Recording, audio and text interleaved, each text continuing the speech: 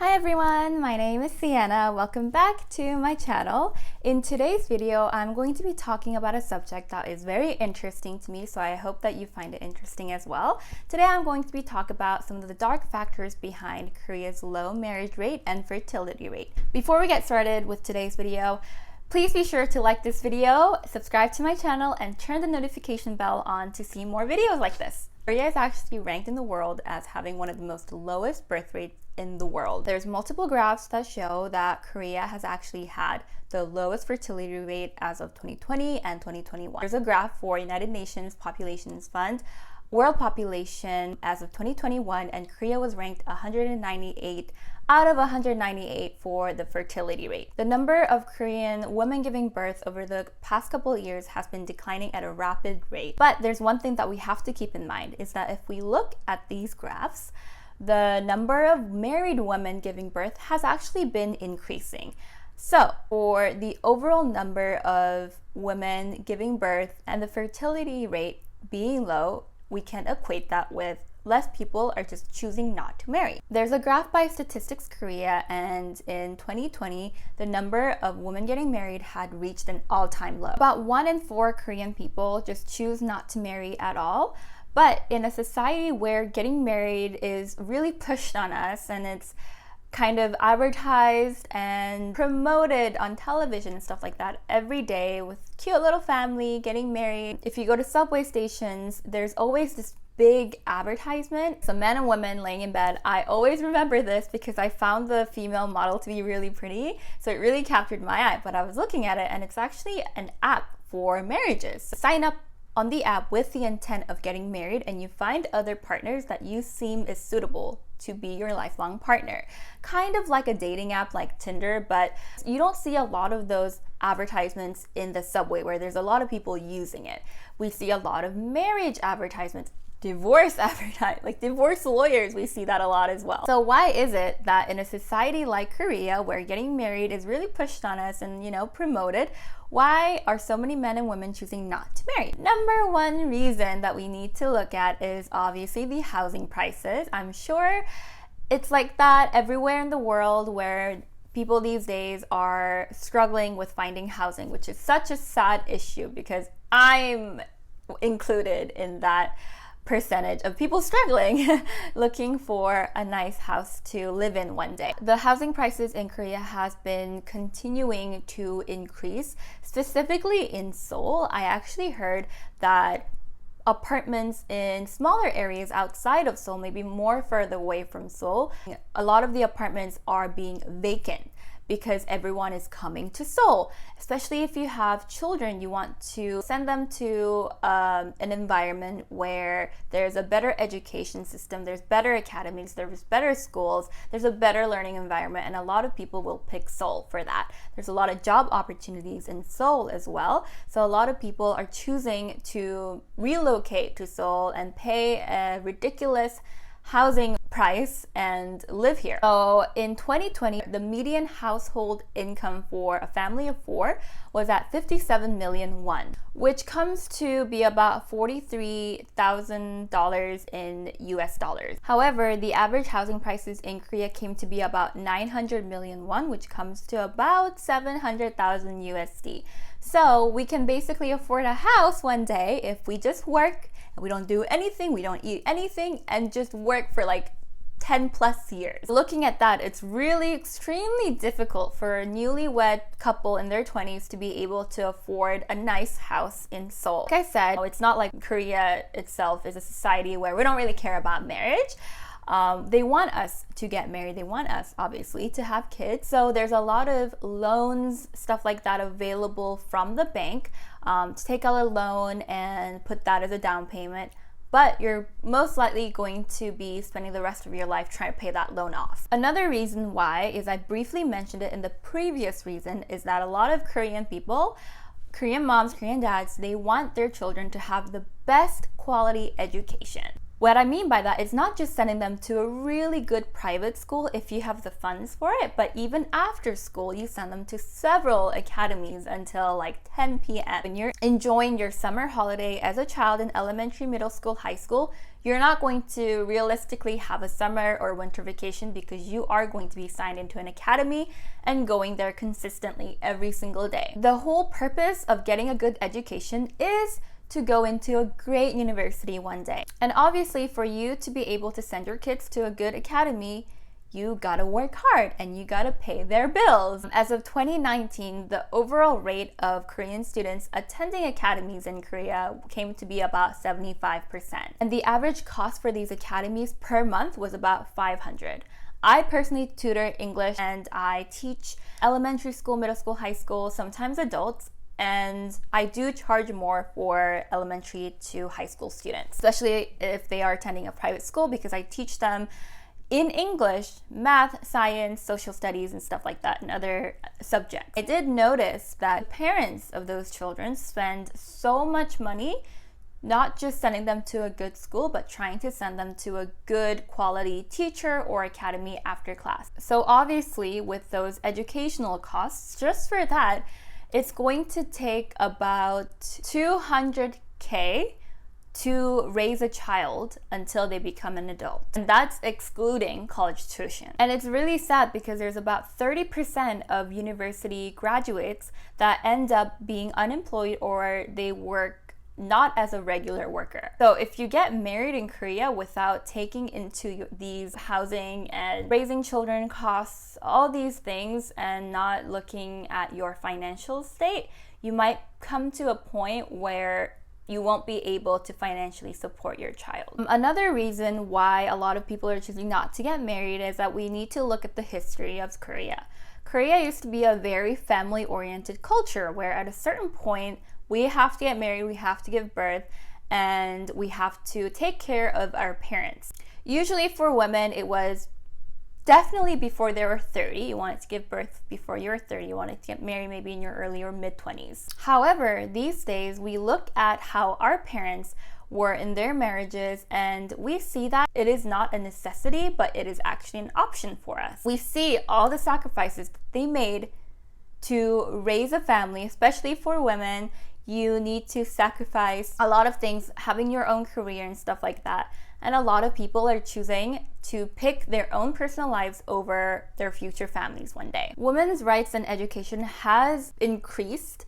So there's a lot of women that choose to go to a good university, have a stable job, and not have to devote their time and effort into their own family, but rather their own career. So many people that I met here, they don't ever want to get married, which is crazy because in Canada, when I was talking to people, it was like, yeah, maybe it will happen one day. But then in Korea, it was like, no, I don't want to get married at all. They have voiced their opinions about what they feel about getting married. And it does come from a point of they just don't want to make that sacrifice if they work so hard to build a career once you become a mother. I'm going to get into that later, but it's really hard for you to be able to take care of your children and also go to work at the same time without facing some sort of backlash. A lot of people in Korea might say that they might consider in the future if they meet the right person, but as of now, they're not thinking about it. And this is why marriage rates overall has continued to decrease. The next topic is a very sensitive and very sad issue,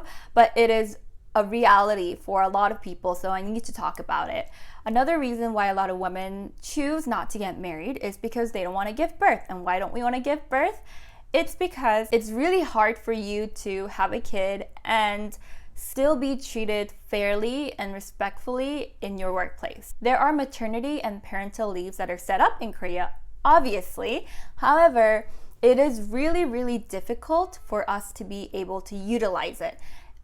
There's a statistic that shows that only about 35% of women took a maternity leave in their companies when they had a kid. So it just means that most of them chose to take paternal leaves, which is crazy because maternity leaves are literally set up for women, but they felt a lot of pressure from the organization to not take the maternal leave, and instead they chose to take a paternal leave. And this is the honest truth. the honest sad truth is that a lot of women's careers will take a long pause when they give birth, unless you have enough funds to hire someone to take care of the baby while you're at work. If you stay home, the longer you stay, the more likely you're just going to be fired from your job. As of 2000, it is illegal to fire women for these reasons, like why aren't you coming back to work even though you gave a baby? However, they are still secretly penalized at work, and they are still received a lot of pressure to come back. According to a survey, 2 out of 10 women failed to come back after taking their leaves, and 3 out of 10 were actually fired from it. And I think this relates to how maternity and paternal leaves were set up in Korea pretty recently.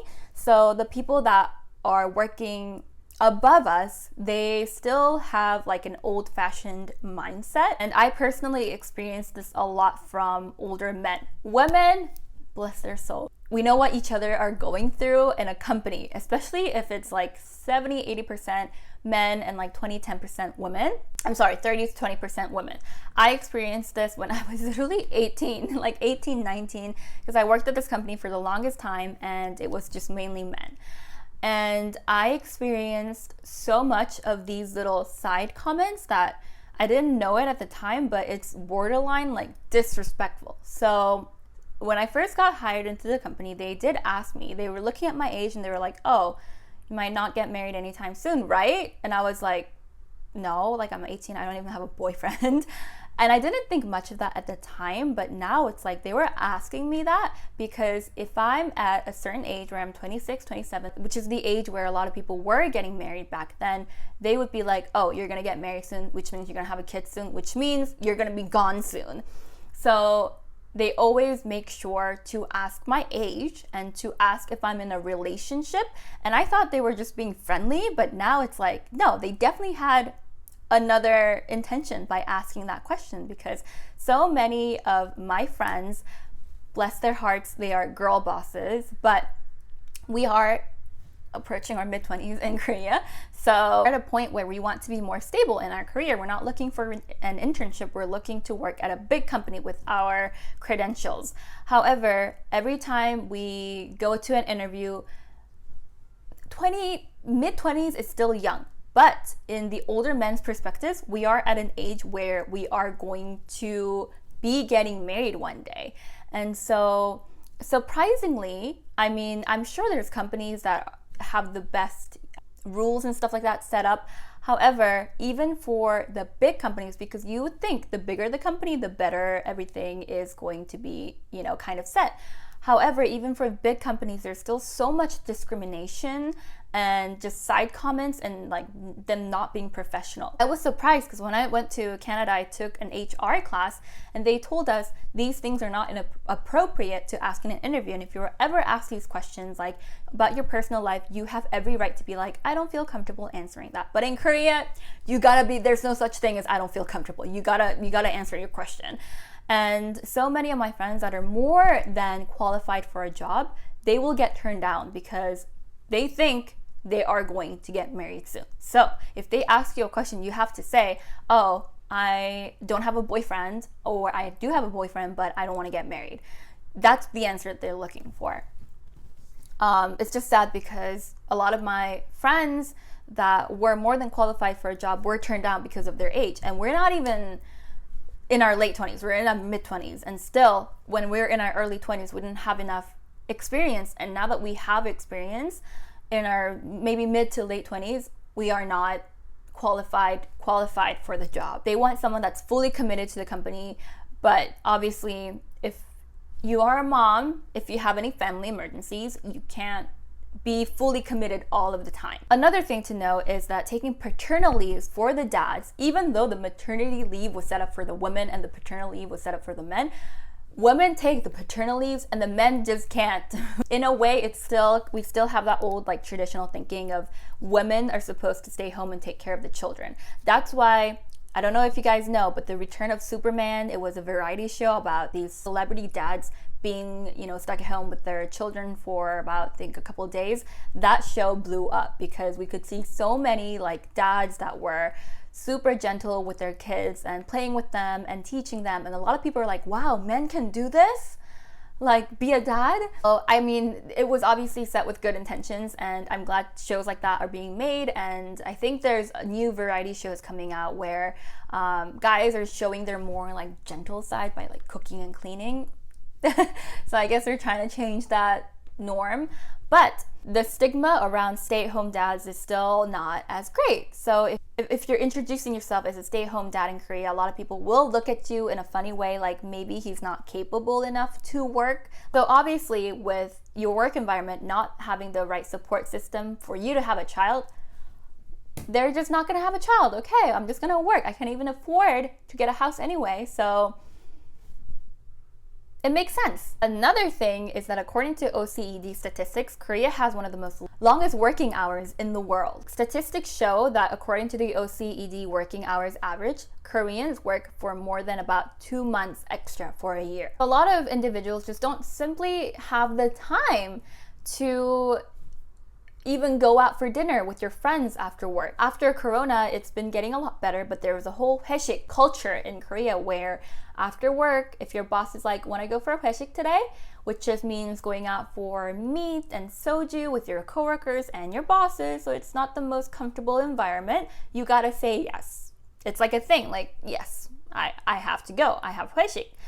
And before Corona, haeshik was happening much more often. So even the times where you do get off work a little earlier, you are required to go to haeshik and hang out with them longer. And get this, there has been a 52 work hour law set in place. 52 work hours, not even 40, which is 8 hours a day, 52 hours work week, because people were being forced to work longer and stay longer after hours, and you don't get paid.